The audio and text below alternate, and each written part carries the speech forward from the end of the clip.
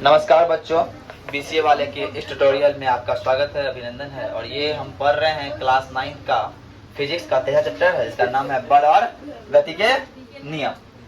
आज हम लोग बल के बारे में पढ़ चुके हैं और कुछ बल की मात्रा बची हुई है कि बल क्या होता है। तो बल दो प्रकार के और भी होते हैं।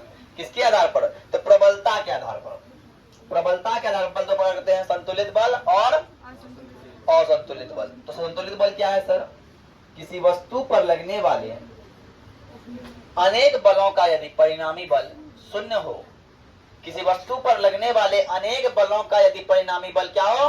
शून्य हो, तो ऐसा बल कहलाएगा संतुलित बल कहलाएगा। क्या कहलाएगा? संतुलित बल। मान लो हमने क्या किया, एक यहाँ किल रखा है और रस्सी का गिट्ठा बांध के रख दिए और एक रस्सी दिए गौतम को खींचने, एक रस्सी हम खींच रहे हैं, एक रस्सी सौरभ खींच रहे हैं।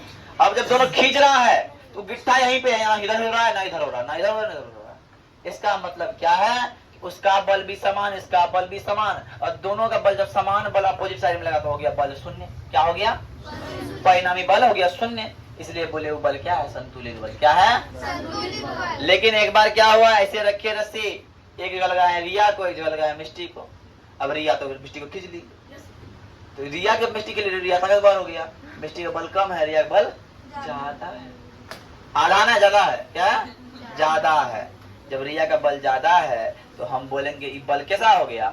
असंतुलित हो गया। परिणामी बल अधिक या कम हो गया, इसका मतलब बल क्या हो गया? असंतुलित। आई बात समझ में? संतुलित और असंतुलित बल समझ में आ गया।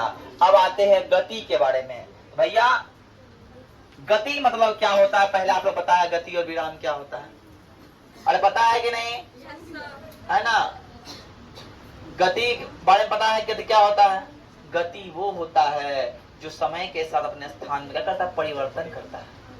तो यही गति का नियम दिया कौन? न्यूटन भैया। हमारे न्यूटन भैया आए, बोले 3 नियम गति के। कितने नियम? 3 नियम। तो बोला पहला नियम, दूसर का नियम और तीसर का नियम। तो पहला नियम हम लोग पढ़ेंगे कि पहला नियम क्या दिया? प्रत्येक वस्तु अपनी विरामावस्था अथवा एक सरल रेखा में गति की अवस्था को बनाए रखेगी जब तक कि कोई उस पर बाहरी और संतुलित बल कार्य ना करे। मतलब क्या? अगर हम खड़े हैं तो खड़े हैं, अगर हम खड़े हैं तो पड़े हैं, तो पड़े हैं। हम हिल नहीं सकते। कब तक हिल नहीं सकते? जब तक कोई हमको धक्का नहीं मारेगा, तब तक हम अपने आप को धक्का नहीं मारेंगे, तब तक हमारे अंदर कोई धक्का नहीं निकलेगा। है कि ना?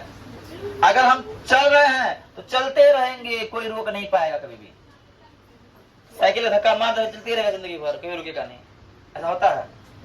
ऐसा होगा अगर उसको कोई धक्का रोकने वाला नहीं हो। रोकने वाला है, वहां साइकिल को रोकता है। तुम लोग साइकिल को चला दो, कोई पैडल ब्रेक बिना मारे को मारे रोकता है? रोकता है कोई? जमीन रोकता है। ताकि जमीन और चक्का के बीच में लगता है घर्षण बल। बल बोलता है रुको, अरे रुक बाबू, अरे रुक, तो धीरे धीरे रुक जाता है।